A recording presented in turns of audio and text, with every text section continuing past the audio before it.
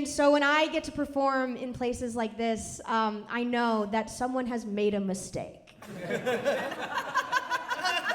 I should not be in somewhere this nice. My name is Maggie. I was born and raised in Western Massachusetts. You can tell I'm from Massachusetts because I look like every cop's daughter. But I'm from the middle of nowhere, Massachusetts. It was like very white trash there. And I can say that because I'm half white trash. And it's on my mom's side, so it counts. But it was so white trash where I grew up that 2 kids wore camouflage tuxedos to my prom.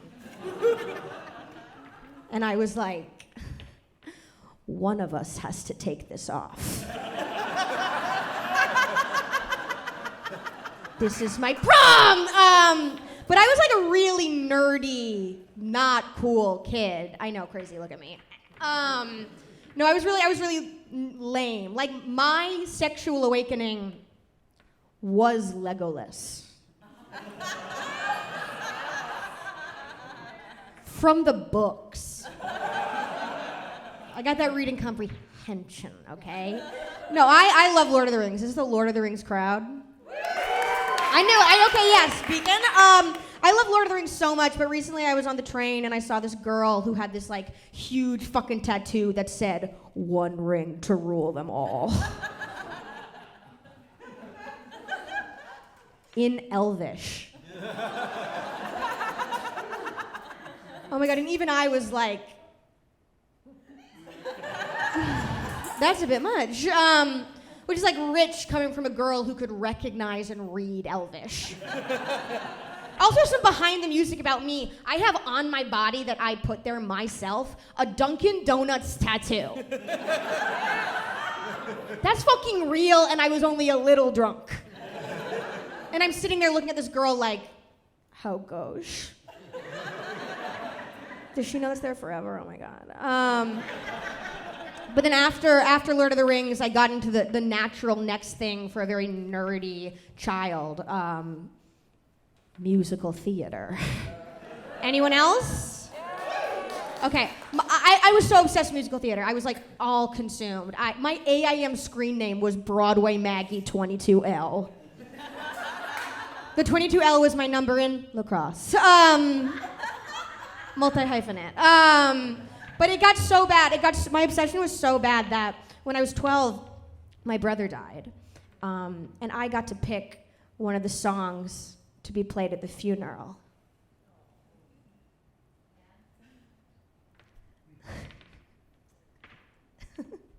And I picked a Rent medley. Do you know how fucked up that is? For those of you who don't, a medley is when the actors sing-talk the plot of the play.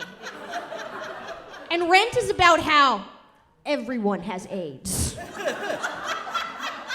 Right, so could you imagine? You're walking into like a 14-year-old's funeral and you're like, oh my God, nothing could be sadder than... What the fuck is this? And that's something I have to live with, he doesn't, so it's... I'm a comedian, remember?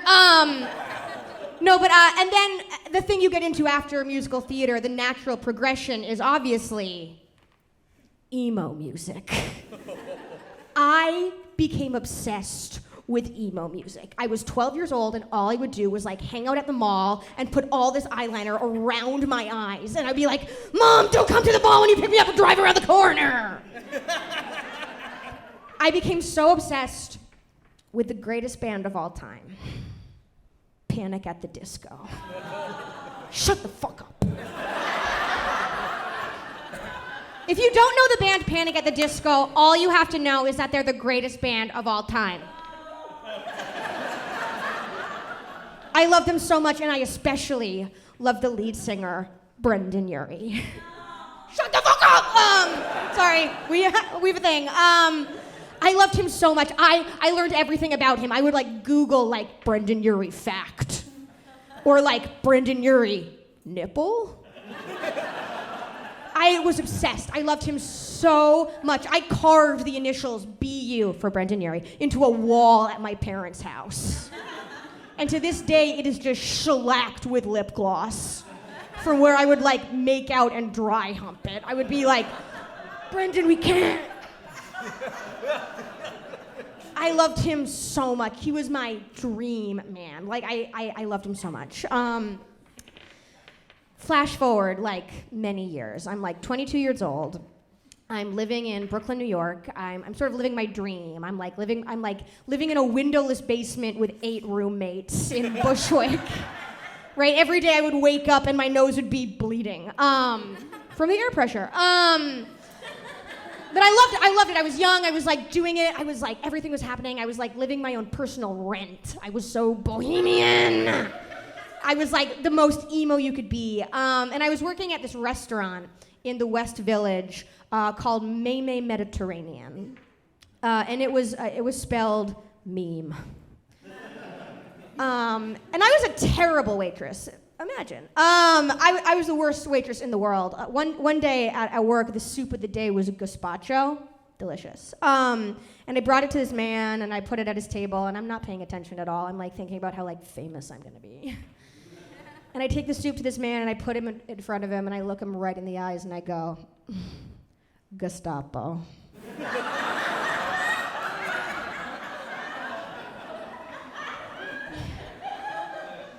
And then I just walked away. I was like, oh, here's your chilled hate crime, bye. But I'm like, so this particular night at the restaurant is looking a lot like that, right? I'm not paying attention, I'm like in the weeds, I'm not being good at my job, when all of a sudden, the doors to the restaurant open, and in walks Brendan Urie. And I black out. I'm like 12 again. I'm like fashioning fingerless gloves out of socks. I'm like, squeezing my chubby legs into skinny jeans. I'm going to a Panic at the Disco concert at Fenway Park. Did you know Fenway Park can get whiter than a Red Sox game? Because it can. And then I come to, and I'm like, and I run over to the host, and I'm like, sit them in my section. And she was like, but Maggie, she's from New Zealand, it has nothing to do with the story. But Maggie, there's no tables left in your section. And I grab her arm and I twist it. Like the mob boss of emo music. And I'm like, sit them in my fucking section. Emily. And she does. She makes Brendan Urie and his entire family wait 35 minutes. Empty tables everywhere. And finally, they sit down in my section. They sit down. And it's like my time, right? And I go up to them.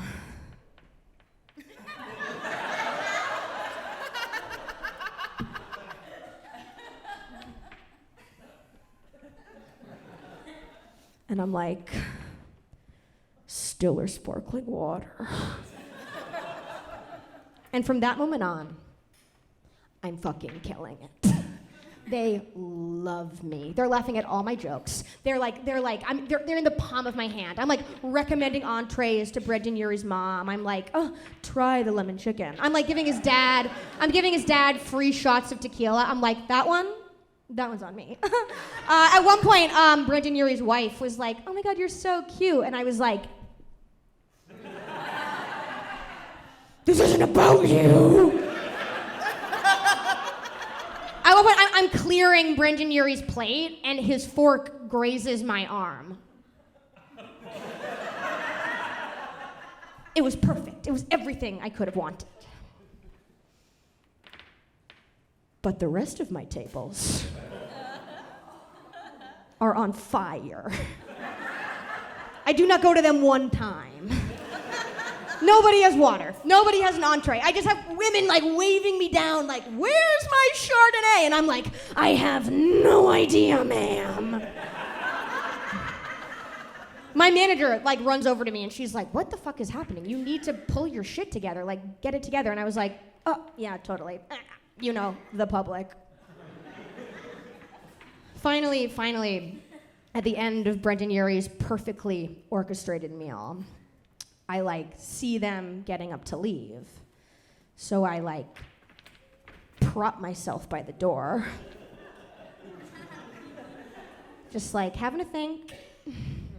Some woman is like, "Where's my falafel?" And I'm like, "Not now!" And then Brendan Urie comes up to me and he says, "Thank you so much. You are so wonderful. We've had such a great time. You're amazing. Thank you." And I was like, "Oh my God, no worries. Have a great night." And wouldn't that have been good?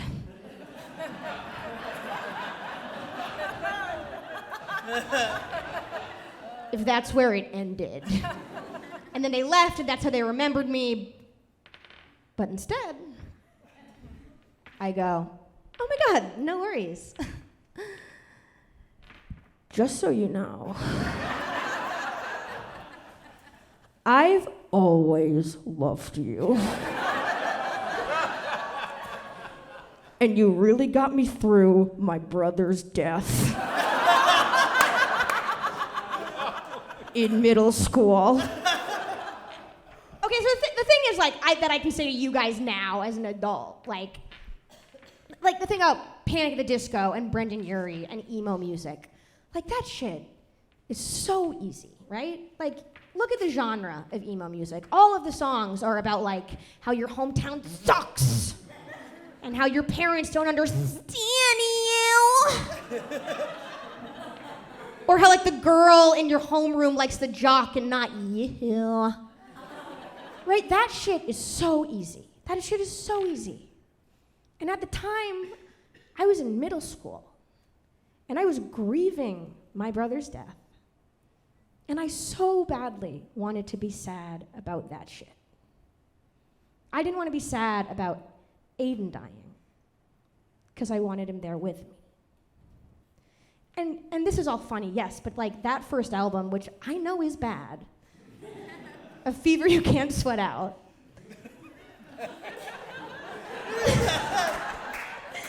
it is the only thing that took me out of where I was. And now, it is the only thing that will put me back in.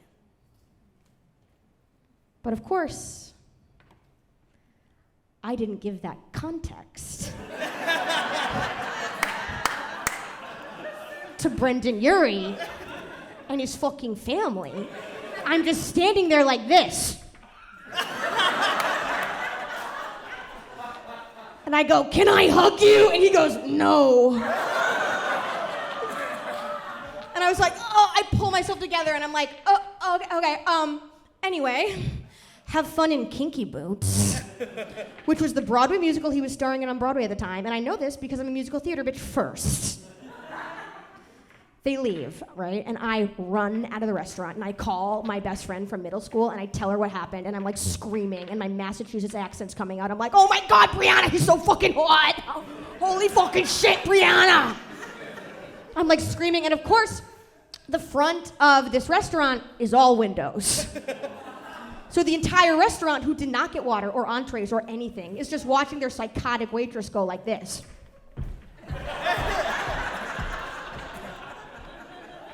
My manager runs out of the restaurant. She's like, "That's it. You're fired." I know.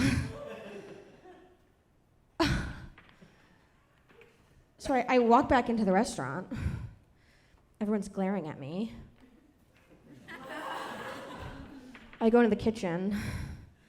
I grab my backpack. People are I'm crying. People think it's because I got fired. It's not.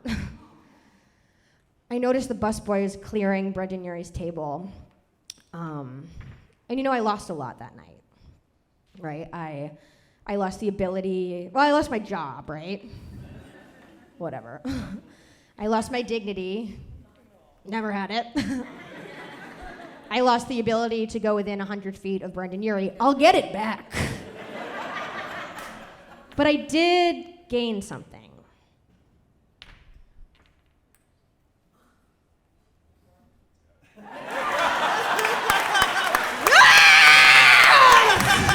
Thank you very much, I'm Maggie.